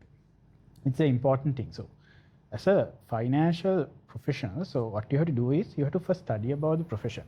So initially, so go and search in LinkedIn AI related financial jobs opportunities ගැන බලන්න ගිහිල්ලා ඉවරලා බලලා what you can identify is what are the requirements. So they might ask for certain qualifications and certain skill sets, but what you have to do is then identify what's in which area you have to grow yourself. එතකොට ඕකෙදී ඔයා දැනගන්න ඕනේ අර ඒ requirements එකට ඔයාගේ qualifications ඔයාගේ skill set එක develop කරන්න. එතකොට ඒක හරියට කරගත්තොත් ඔයාට අර ෆියුචර් ඔපචුනිටිස් මැච් කරගන්න පුළුවන්. ගොඩක් වෙලාවට ඕක දකින්න ඕනේ ත්‍රෙට් එකක් විදිහට නෙමෙයි. ඕක ඇත්තටම දකින්න ඕනේ චැලෙන්ජ් එකක් විදිහට. චැලෙන්ජ් එකක් තියෙනකොටනේ අපි ඒකට වැඩ කරන්නේ achieve කරගන්න. ඒකට චැලෙන්ජ් එක ඕවර්කම් කරන්න අපි වැඩ කරද්දී self development. If you can grow yourself and upgrade yourself skills, so at that point you will start to deal with AI. එතකොට if you can't do that then you will move away. එතකොට move away කියන එක හොඳ approach එකක් නෙමෙයි. එතකොට දැන් ඕකෙදී අර ඔයා අප්ග්‍රේඩ් කරගත්තට පස්සේ ඔයා ඊට පස්සේ තමයි ඔයාට හොඳ කාලේ එන්නේ. හොඳ කාලේ එනවා කියලා කියන්නේ once you have get qualified. එතකොට දැන් ඔයා ගත්තොත් financial sector එක ගැන මම කතා කරද්දී දැන් හිතමු දැන් AI වල දැන් මම වැඩ කරන්නේ $1 trillion asset management company එකක් my client company එක. එතකොට ඒ company එකේ ගත්තොත් ගොඩක් වෙලාවට asset management companies වල AI කියන එක පාවිච්චි කරනවා for research purposes. But not for financial decision. But financial analysis පැත්තේ ගොඩක් වෙලාවට human involvement එක ඕන. ඒකට reporting, data entry වගේ task වලට ගොඩක් වෙලාවට AI කියන එක ලොකුවට ඒ කියන්නේ ඒ පාවිච්චි වෙනවා. reporting, data entry වගේ වල පාවිච්චි වෙනවා. එතකොට දැන් අපි බලන්න ඕනේ මොනවාට අපි value addition එකක් ඉස්සරහට දෙන්න පුළුවන් areas. ඒ වලින් අපි self development එකක් කරගත්තොත් අපිට අර AI වලින් open වෙන opportunity ඔක්කොම absorb කරගන්න පුළුවන්. ඒතර ඕකේ තව දෙයක් තියෙනවා. දැන් ඔතනදී AI වල ආපු නිසා අර ladder එකේ දැන් අපි තුන දෙන්න. ඕකේ අපේ levels තියනවානේ profession එකේ. ඒතර උඩ ඉන්න කට්ටිය ගොඩ දෙනෙක් අයින් වෙනවා ඉන්නේ. ඒ අයින් වෙනවා කියන්නේ යට ඉන්න කට්ටියට opportunity වැඩි වෙනවානේ. ඒතර ගොඩක් කට්ටියට ඕක දැන් Gen Zs ලා ගොඩක් ඔය exposure එක වැඩි එකකට හැම කට්ටියම exposure එක වැඩි. ඒකට අර උඩ ඉන්න කට්ටියේ තියෙන exposure එක අඩු වෙනකොට ඒගොල්ලන්ට බයක් ඇති වෙනවා මොකද්ද මෙතන වෙන්නේ ඉන්ඩස්ට්‍රි එකේ ගොඩක් කල් ඒගොල්ලෝ වැඳලා ඉන්න ප්‍රමාණය අඩු වෙනවා. ඒතර ඕක වුණාට පස්සේ අර යට එන්ට වෙන කට්ටියට ඒක through opportunities open වෙනවා. ඒතර ඔය opportunities ගන්න කරන්න ඕන එක දෙයයි මම දකින විදිහට AI අපි challenge එකක් විදිහට අරගෙන ඊට අදාළ වගේ skill set එක develop කරගෙන grow yourself and ultimately it will open you a lot of opportunities for you to advance. So that's the best thing that as young professionals you have to do. or බය වෙලා AI වලින් නිසා profession එක industry එක වෙනස් කරන්න යන එක නෙමෙයි කරන්න ඕන. ඒක තමයි මගේ උත්තරේ විශාන්ත මහත්තයා කියනවා. ඔය ගිම්හානිගේ ප්‍රශ්නේ බේස් උනේ AI ටෙක්නොලොජි මත. මම හිතන්නේ AI කියන්නේ දැන් අපි AI ටෙක්නොලොජි කියන වචන දෙකකට කරුවොත් AI කියන පාර්ට් එක ඔසා කතා කරා මම හිතනවා මම මේක තවදුරටත් කතා කරන්න අවශ්‍ය නැහැ කියලා. ඕකේ දැන් අර AI නොවන ටෙක්නොලොජි ගැන මම පොඩි ඉන්ට්‍රොඩක්ෂන් එකක් දෙන්න. මොකද දැන් ගිම්හානි මුලින් ඉඳන්ම මගෙත් එක්ක වැඩිපුරම ෂෙයා මාකට් එක සම්බන්ධ ප්‍රශ්න නිසා AI කියන concept එක තාම යම් තාක් දුරකට more or less under discussion. දැන් ඒතර තනිකරම දැන් උෂාන් AI ගැන කතා කළා. ඒකට AI නොවන පැතිවලිනුත් අපි මේක අරගෙන යන්න පුළුවන් නම් අපේ මේකේ balance එක කියන නිසා මම මේ දේවල් කියන්නේ. එතකොට ටෙක්නොලොජි කිව්වම අපි අරගත්තොත් මහා ලොකු දේවල් අවශ්‍ය වෙන්නේ නැහැ කියන්නේ AI tools වත් ඔය වගේ දේවල් වලට යන්නේ සරලම දේ කිව්වොත් මිනිස්සුන්ට හුරු පුරුදු කියන්නේ ලංකාවේ මිනිස්සුන්ට හුරු පුරුදු මේ දෙයක් Google කියලා කියන්නේ. ඔයාට Google එකේ share market ගැන ඔයාට බලන්න ඕන නම් මම නම් ඔයාට recommend කරන පළවෙනි දේ තමයි අපේ කොළඹ කොටස් වෙන්න පුළුවන් කොළඹ stock exchange එකේ website එක. මගේ කියවීම් වලට අනුව මේක නම් ෂෙයා මාකට් එක ගැන ඉගෙන ගන්න කැමති කෙනෙක්ට හරියට නිකන් මේක මේ විශ්වකෝෂයක් කෙනෙක් බිගින කෙනෙක්ට සහ මේ කාලයක් තිස්සේ ඉන්වෙස්ට් කරගෙන ආපු කෙනෙක්. මොකද ගිම්හානි ඔයා දන්නවා නීතියක් වෙනවා කියන්නේ ලංකාවේ තියෙන rules වලට අනුව සමාගමක් එයාලගේ financial statements publish කරන්න ඕනේ. එතකොට ඒ publish කරන financial statements කොළඹ කොටස් වෙනදුරේ website එකේ වෙල්ල වෙනවා. අපි සරල මේ උදාහරණයක් කියනවා නම් අපි හිතමුකෝ ගිම්හානි ඔන්නේ ABC කියලා කම්පැනි එකක් කොළඹ කොටස් වෙනදුරේ ලයිස්ට් වෙලා තියෙන ABC කියන කම්පැනි එකක උදාහරණයක් විදියට නැත්නම් XYZ හරි මොකක් හරි අකුර දාගන්න මොකක් හරි කම්පැනි එකක ෂෙයාර්ස් ගන්න කන්සිඩර් කරනවා කියලා. එතකොට ඒ කම්පැනි එකේ හිස්ටරි එක කොහොමද කියලා ඔයාට බලන්න more than enough for CAC website එකට ලොග් වෙනවා නම් මොකද එයාලගේ ෆයිනෑන්ෂල් ස්ටේට්මන්ට් එක එයාලා අප්ලෝඩ් කරනවා CAC වෙබ්සයිට් එකට. එතකොට ඔයාට බලන්න පුළුවන් දැන් මම අමුතුවෙන් එක්ස්ප්ලেইন කරන්න ඕනේ නැහැ. ඔයා BCom කරන ළමයෙක් විදිහට A level accounts කරපු කෙනෙක් විදිහට ඔයා දන්නවනේ PE ratio එක ROE. අපි එච්චර දුරට යන්න ඕනෙත් නෑ. අපි හිතමුකෝ මේ ඩිස්කෂන් එක ඔයාලගේම කැම්පස් අපේ කැම්පස් එකේ මෙඩිකල් ෆැකල්ටි කියලා මේක අහන් ඉන්නවා කියලා. ඒ ප්‍රොෆිට් කරලා තියෙන්නේ කොහොමද? ප්‍රොෆිට් එකක්ද ලොස් එකක්ද තියෙන්නේ? නැත්නම් අපි හිතමුකෝ මේ ආදායම කොහොමද ඒකේ වැඩි වෙලා තියෙන්නේ, වියදම් කොහොමද වැඩි වෙලා තියෙන්නේ, මේ සියල්ල ඔයාට CSC වෙබ්සයිට් එකට පබ්ලිෂ් කරලා තියෙන ෆයිනෑන්ෂල් ස්ටේට්මන්ට්ස් වලින් බලා ගන්න පුළුවන්. දෙක, ඒ කම්පැනි එක සම්බන්ධව මොනවාම හරි හිතන්නකෝ කියන්නේ ඉන්වෙස්ටර්ස්ලා වෙන පුළුවන් ජෙනරල් පබ්ලික් එක කියලා අපි කියන්නේ ජෙනරල් පබ්ලික් එක දැනගත යුතුයි කියලා සම්මත වෙන මොනවාම හරි තියෙනවනම් ඒ දේවලු CSC වෙබ්සයිට් එකේ ඒගොල්ලෝ සබ්මිට් කරනවා. ඒ වගේම තමයි දැන් අර කම්පැනි එකේ හිස්ටරි එකට අමතරව ෂෙයා එකට ඩිරෙක්ට්ලි බලපාන දේවල්. ඒ කියන්නේ උදාහරණයක් විදිහට ෂෙයා එකට මොකක් හරි ඩිවිඩන්ඩ් එකක් දෙනවා නම්. ඒ කියන්නේ අපි සිංහලෙන් කියන්නේ ලාභාංශය කියලා. ඔයා කොටසක් ගත්තොත් ඒ කොටසට සමාගමේ ලාභයෙන් මේ පාර්ට් එකක් ඔයාට දෙනවනේ. එතකොට ඩිවිඩන්ඩ් මේ කම්පැනි එක හොඳට ගෙවලා තියෙනවද? ඔයාට මොකක් හරි කම්පැරිසන් එකක් කරගන්න ඕන නම් ABC කම්පැනි එකයි XYZ කම්පැනි එකයි ABC කම්පැනි එකේ කොහොමද ඩිවිඩන්ඩ් ගෙවලා තියෙන්නේ? ඒවා ලොකු ගණන් වලින් ගෙවලා තියෙනවද පොඩි ගණන් වලින් ගෙවලා තියෙනවද? හැම අවුරුද්දෙම හරි කියන්නේ සමහර කම්පැනිස් තියෙනවා ඩිවිඩන්ඩ් ගෙවාගෙන යනවා ඊට පස්සේ නෑ ඊට පස්සේ තියෙනවා ඒ වගේ. මේ කම්පැනි එක හැම අවුරුද්දෙම පිළිවෙලකට හරි ගානට ඩිවිඩන්ඩ් එක ගෙවලා තියෙනවා. ඒ ඩිවිඩන්ඩ් එක එදත් රුපියලයි අදත් රුපියලයිද නැත්නම් ඕක එන්න ඩිවිඩන්ඩ් එක ග්‍රෝ වෙලා තියෙනවද? ඒ දේවල් ටික උනත් ඔයාට CSC වෙබ්සයිට් එකෙන් බලා ගන්න පුළුවන්. CSC කියලා කියන්නේ කොලම්බෝ ස්ටොක් එක්ස්චේන්ජ් කියන එකේ මුලපුරතර ඒ වෙබ් නිකන් CSC කියලා Google එකේ දැම්මම කෙලින් කියන්නේ උඩින් එන්නේ කොලම් කොටස් වලින් වෙබ්සයිට් එක. එතනින් එහාට ගියාම ඔයාලා A level පන්ති කියන එකට තියෙන rights issues කියලා කියන්නේ. ඒ කියන්නේ මොකක්ද ඩිස්කවුන්ට් එකකින් shares දෙන. ඒ වෙනත shares සමහරක් කාලේ තියෙනවා subdivide කරනවා. ඒ කියන්නේ දැන් share එක ගාන රුපියල් 400 500 වගේ ගියා කියලා නැත්නම් කම්පැනි එකේ තීරණය මත ඒක එහෙම කඩනවා. කැඩුවට පස්සේ මොකද වෙන්නේ? ලික්විඩිටි එක වැඩි වෙනවා. ඉස්සර ෂෙයා එකක් ගන්න රුපියල් 200ක් ගෙවන්න ඕන නම් දැන් ඔයාට ඊට වඩා අඩු ගානකින් ෂෙයාර්ස් අරගන්න පුළුවන්. ඒ වගේ අප්‍රෝචස් වලට මේ වෙලාවේ මොනවද ගිහින් තියෙන කම්පැනිස්. ඔන්න ඔය වගේ ෂෙයා මාකට් එක සම්බන්ධව දැනගැනීමට ප්‍රමාණවත් සියලු දේවල් CSC වෙබ්සයිට් එකේ තියෙනවා. ඊගාවට තමයි දැන් අර හැම දෙයක්ම අපි ඔන්ලයින් කරනවානේ විශේෂයෙන්ම ඔයාලගේ ජෙනරේෂන් Z එක. සමහරක් වෙලාවට ඔයාලා ඇඳන් ඉන්න ඔය සපත්තු දෙකක් වෙන්න පුළුවන් මාලයක් වෙන්න පුළුවන් ඒක ගෙන්වෙත් ඔන්ලයින් වෙන්න පුළුවන්. ඔයාට කොටස් වෙන්න පුළුවන් ආයෝජනය කරන එකත් ඔන්ලයින් ට්‍රේඩින් හරහා කරගන්න පුළුවන්. ඒ කියන්නේ ඔයාට වද වෙන්න අවශ්‍ය නැහැ ලියුම් ගහ ඊමේල් ගහ එහෙම මේකක් නැහැ. අර වගේම ඇප් එකක් ඒ කියන්නේ ඔයාගේ අදාළ ස්ටොක් බ්‍රෝකර් ෆර්ම් එක ඔයාට ඒ software එකයි username password data ටික වෙනවා. ඊට පස්සේ ඔයාටම පුළුවන් shares අරගන්න ඒ දේවල් ටික කරන්න ඔයාටම පුළුවන්. සහ විශේෂම දේ buy and sell කතන්දරේ පැත්තකින් තියන්නකො. ඔයාට ෂෙයා මාකට් එක ඔයාගේ ලැප්ටොප් එකකින් වීව් කරගන්න පුළුවන් රියල් ටයිම් ඔය ඔන්ලයින් ට්‍රේඩින් හරහා. එතකොට ඔයාට පේනවා හරි මොකක් හරි මේ නිවුස් එකක් යනකොට ෂෙයා ප්‍රයිසස් ඒකට රියැක්ට් කරන්නේ කොහොමද? මේ බයි පැත්තේ ෂෙයාර්ස් කොච්චරක් තියෙනවද? සෙල් පැත්තේ ෂෙයාර්ස් කොච්චරක් තියෙනවද? ඒ දේවල් ටික ඔයාට ඔයාගේ S2 බලා ගන්න පුළුවන්. CSC app එක ගැන අපි කතා කළා. ඒක ගැන ආයිත් කතා කරන්න ඕනේ. ඉතින් ඔය වගේ විවිධ ඔන්ලයින් ක්‍රම සහ එහෙම නැත්නම් apps වෙන්න පුළුවන්, වෙබ්සයිට්ස් වෙන්න පුළුවන්. හොඳටම ප්‍රමාණවත් ඔයාලට ෂෙයා මාකට් එක ගැන ඉගෙන ගන්න. එතකොට ඒ දේවල් ටික හරියට යූස් කරනවා නම් බිගිනර් කෙනෙක් විදියට කියන්නේ කොලම්බෝ ස්ටොක් එක්ස්චේන්ජ් එකේ ඔෆිෂියල් වෙබ්සයිට් එක වෙන්න පුළුවන්. ස්ටොක් බ්‍රෝකර් ෆර්ම් එකෙන් ඔයාට හදලා දෙන ඔන්ලයින් මේ ට්‍රේඩින් ප්ලැට්ෆෝම් එක වෙන්න පුළුවන්. ඔය දේවල් ටික ඔයා එක්ක ඔයාට කියන්නේ ඔයා ඉන්වෙස්ට්මන්ට් එක කරලා ඒ දේවල් එක්කත් රිෆර් කරගෙන ඔයා කරනවා නම් ඔයාට මේකේ එක්ස්පර්ට් කෙනෙක් වෙන්න වැඩි කාලයක් යන්නේ නැහැ. ඉතින් ටෙක්නොලොජි කියන එක හොඳටම ප්‍රමාණවත් මගේ කියවීම් වල හැටියට. නමුත් අවාසනාවට අපේ රටේ මිනිස්සු අර FD එකක් දැම්මට පස්සේ අර නිකන් දාලා ගෙදර යනවා එච්චරයිනේ.